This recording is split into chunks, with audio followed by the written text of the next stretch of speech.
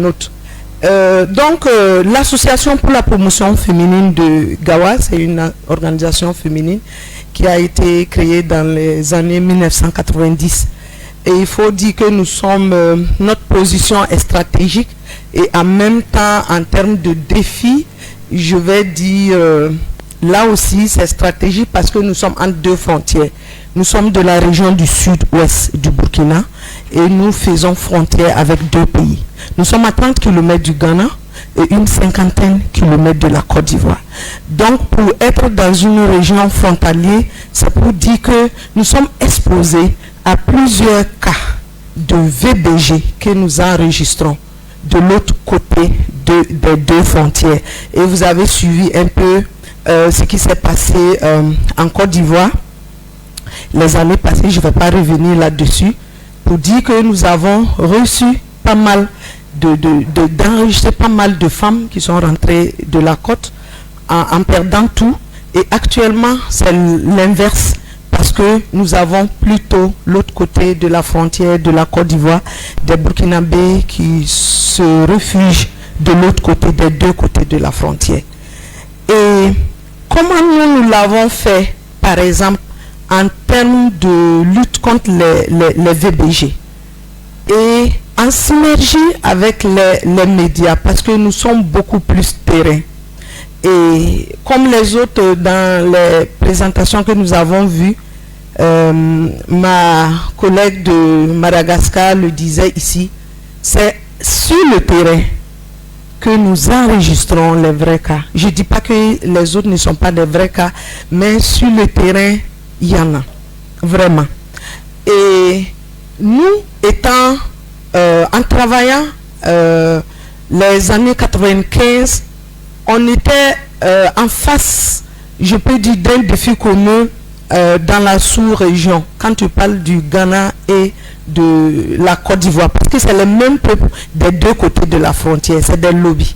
Et donc, c'est les mêmes langues qui sont parlées au Burkina, notre région, et c'est la même langue que vous allez retrouver en Côte d'Ivoire, dans la zone de Doropo, la région de Bunkani, et Apa Ouest, au niveau du Ghana. Donc, c'est les mêmes peuples. Et pour nous, le défi, c'était quoi? C'était la pratique de l'excision. Et la lutte, au niveau du Burkina, c'était rapide avec les lois qui ont été adoptées, voilà, en 90, avec le code des personnes et de la famille, ainsi de suite, les lois qui ont suivi. Donc là, il y avait quand même une pression au niveau du pays. Et qu'est-ce que les gens faisaient? C'est d'aller de l'autre côté de la frontière, aller paisiblement faire la pratique et revenir. Et on enregistrait presque chaque 7 ans. Chez nous, dans la région, nous sommes beaucoup basés sur la culture. Si vous tapez le peuple lobby sur le net, vous allez mieux comprendre ce que je suis en train de dire. Nous sommes beaucoup attachés à notre culture. Entre griffes, les gens nous appellent les Indiens du Burkina, mais c'est une fierté pour nous, parce que pour nous, le vrai développement, c'est la connaissance de soi et la connaissance de sa culture. Quand on perd la culture, c'est qu'on a tout perdu. Et nous avons l'initiation chez nous, qu'on appelle le Djoro. Le Djoro, actuellement, c'est ce nom qui donne le nom de la région. Parce que avec le capitaine Ibrahim Traoré, nous avons laissé tout ce qui est région du centre, région du sud. On a laissé tomber, on a donné des noms traditionnels qui font référence à quelque chose. Donc chez nous, c'est le Djoro. Le Djoro, c'est l'initiation, ça se tient à chaque 7 ans.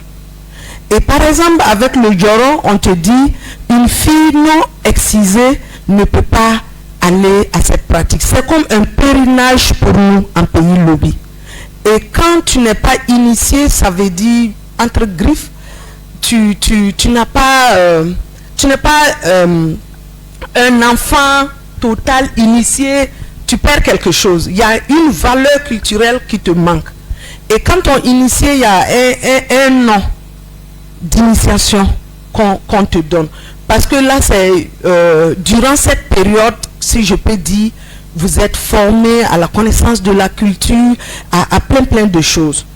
Et chez nous, voilà, ça a été dit, et nous, avec la directrice actuellement, Ini Damien, elle s'est dit, c'est où c'est écrit que quand une fille n'est pas initiée, elle n'est pas excisée, elle ne doit pas aller, par exemple, à l'initiation. Et dès lors, on a commencé à faire des recherches avec, parce que chez nous, il y a des maîtres Djoro, voilà, des maîtres Djoro, et aller vers le fleuve Mouhoun, parce que c'est là que l'initiation se passe, pour comprendre où c'est écrit. Nulle part on l'a vu.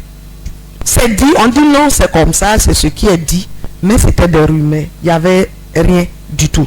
Donc, à partir de 1995, c'était les premiers pas, par exemple, dans la lutte. On a été créé en 90 et reconnu officiellement en 92. Ça a été les premiers pas de lutte contre la pratique, par exemple, de l'excision au niveau de notre région.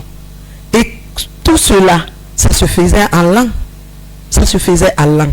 On a fait un travail de recherche et après, il fallait diffuser l'information. Et comment faire? Nous sommes une association de développement. On n'allait pas y arriver sans les médias.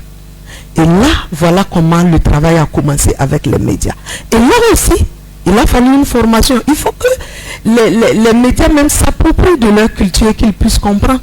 Quand on parle de Djoro, qu'est-ce que c'est? Moi, en tant que média, en tant que journaliste, est-ce que je maîtrise d'abord les langues locales?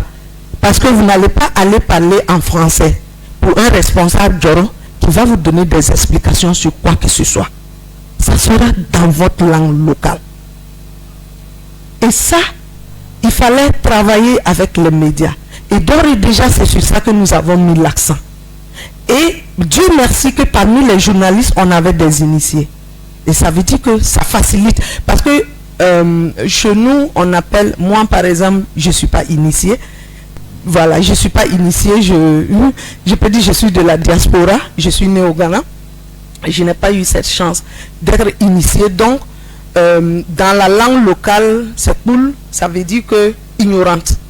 Et donc, comme je ne suis pas initiée, une qui est initiée, comme ma directrice, Ili Damien, son nom initié, c'est Inkouraba. Inkouraba. Donne-le. Ça veut dire qu'elle est gentille. Elle doit, tout autour d'elle, tout ce qu'elle a comme connaissance, richesse, elle doit partager. Ça, c'est des valeurs aussi de l'initiation. Donc, moi, par exemple, étant pas initié, je ne peux pas aller vers un maître pour lui poser des questions, pour mieux comprendre, pour monter, par exemple, une émission en langue locale. Mais nous l'avons reçu avec des jeunes filles, des jeunes dames, des jeunes garçons qui étaient initiés, qui parlaient la langue. Voilà comment les émissions radio ont été montées en langue locale pour déconstruire les informations que les gens avaient sur la pratique de l'excision. Et on a commencé à diffuser dans les langues locales. Et là, l'information voulait que l'information parte jusqu'à la base, à la population. Et qu'est-ce qu'il fallait faire? Tu prends les années 95, les femmes, quand tu arrives dans une famille, c'est les hommes qui ont le poste radio. L'homme, il écoute son poste radio à sa guise quand il le veut. La femme n'a pas accès. Si vous êtes 3, 4 femmes dans le ménage, tu ne peux pas aller dire au monsieur même, je veux que... Non. Donc, on a commencé à partager, on a distribué les postes radio aux femmes. Et l'autre travail qu'il fallait faire, encore, c'était de faire un plaidoyer au niveau des radios communautaires. Et on a fait un travail avec les femmes. À quelle heure vous pensez qu'on peut faire diffuser les émissions? Et quand on a fait cet échantillonnage, on a vu que ça tournait tout au doux entre 20h à 21h. Que les femmes étaient un peu relaxes. Même si elles disent relax, ça veut dire qu'en ce moment, c'est des heures en milieu rural pour les femmes. Elles ont presque fini, elles sont en train de manger. C'est après avoir fini tout ce qui est tâche. Et c'est en ce moment que nous avons fait les plaidoiries et ça marchait au niveau de la région. Donc la plupart des émissions radio qu'on faisait en langue, on le faisait en Lobri, une des langues principales de la région, en Birifort, en Djoula, le Malinké, l'autre le disent parce que c'est une langue commerciale dans le grand ouest du Burkina Faso, qui est un peu parlée même au niveau des frontières avec la Côte d'Ivoire. Donc on fait diffuser l'émission et en ce moment, les femmes écoutent et les hommes sont là, ils écoutent et des fois les enfants sont là, ils écoutent.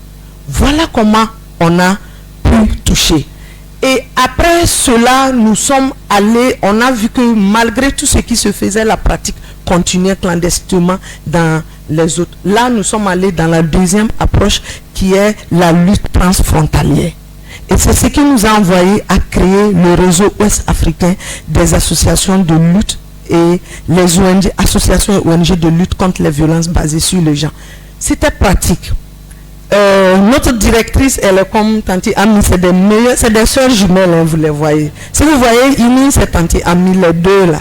C'est des soeurs jumelles, elle est pragmatique. Enseignante de formation, elle cherche toujours, elle cherche. Pour elle, c'est la recherche-action. Elle dit, mais malgré tout ce que nous avons fait, après la lutte de 95, quelque chose qu'il faut que je dise, en 2004, on a déjà réussi. Ces femmes qui étaient clandestinement là, qui faisaient le travail, on a pu les répertorier. Elles étaient au nombre d'une dizaine. Et en 2004, nous avons organisé le dépôt, la reconversion de ces excuseuses en ex-excuseuses, en ambassadrices de lutte contre la pratique de l'excision dans la région. Et on les a organisées déjà en association. Il y a d'autres qui sont devenues même des conseillères municipales dans leur village. Elles ont été, commencé, on les a formées en leadership, à les transformer et on les a accompagnées. Donc là, en 2004, de 95 en 2004, vous voyez, il y a eu jusqu'à combien d'années de travail. On a pu déposer elles ont déposé leurs couteaux, le matériel qu'elles utilisent au niveau du musée. Et je vais dire entre griffes, quelqu'un me disait un jour que c'est du cinéma. Chez nous, c'est pas du cinéma. Chez nous, par exemple, quand nous avons fait les études, on a initié cette approche du poussin à la réjouissance. Peut-être quelqu'un va me dire qu'est-ce que c'est, du poussin à la réjouissance. Parce que pour d'autres excuseuses, c'était un couteau qu'elles ont reçu de leur grand-mère. Donc, elles considèrent ça comme le watil. Le watil, c'est le fétiche de la famille. Donc, pour elle, elle a reçu ça de sa grand-mère et en aucun cas, elle doit laisser tomber ce couteau. Et quand on a fait des recherches, qu'est-ce qu'il fallait faire? Donc, chaque année, elle devait préparer le dolo, la bière du mil, pour pouvoir faire ses sacrifices. Et c'est en ce moment que la période de la pratique, elles font la période de la pratique de l'excision. Donc, en lieu et place du clitoris, en faisant des recherches, nous avons vu qu'elles peuvent immoler le poussin sur le fétiche en lieu et place du clitoris. Voilà pourquoi nous avons mis l'approche du couteau à la réjouissance. Mais ça n'a pas, pour nous c'était fini, on a déposé les couteaux et tout, et hop, ça a continué. Parce que quand je dis l'initiation, c'est chaque 7 ans. Et on a remarqué que ça a continué. Et là, c'était dans la région, la dernière région, Kanti, la dernière région du Burkina Faso qui fait frontière à la Côte d'Ivoire. Il y a eu plus d'une quinzaine d'élèves qui ont été excisés. Et c'est grâce à un élève qui a SOS qui a signalé son maître d'école et l'information est remontée jusqu'en chef-lieu de région Gawa. Et directement, je me rappelle que la directrice, elle était toujours au bureau, elle n'était pas encore en retraite, elle n'a dit à personne, elle a mis de l'essence dans sa voiture, elle a demandé à être accompagnée par le chauffeur et elle est partie elle-même à la recherche de cette dame jusqu'à la frontière. Et elle allait dans les villages. Et comme elle parle la langue, non, je ne suis pas là pour vous faire du mal, voilà.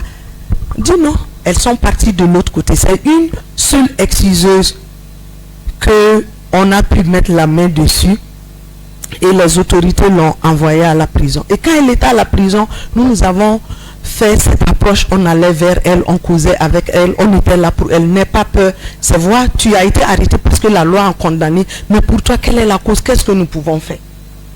Et on a continué ce travail. Et quand on a su que la majorité de ces excuseuses étaient de l'autre côté de la Côte d'Ivoire, dans la région de Boukani, elle est partie d'elle-même, accompagnée par le directeur de l'action humanitaire en son temps, et l'action sociale, la promotion des femmes.